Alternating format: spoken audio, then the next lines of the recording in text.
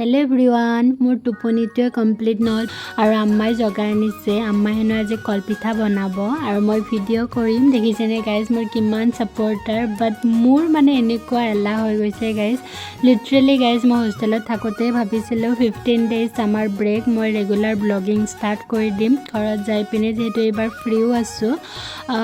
কিন্তু গাইজ আজি এসপ্তাহ হ'ব মোৰ হোষ্টেলৰ পৰা আহিব মই আজিলে এইটো মোৰ ফাৰ্ষ্ট ব্লগ আজি মই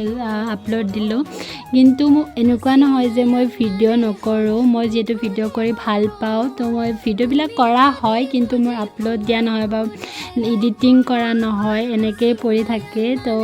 আজি ষ্টাৰ্ট কৰিছো গাইজ কিবা মোটিভেট কৰিবচোন কিবা এটা এনাৰ্জি দি দিব যাতে মই এনেকৈ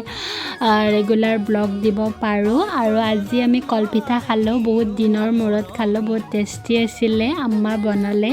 so bye bye guys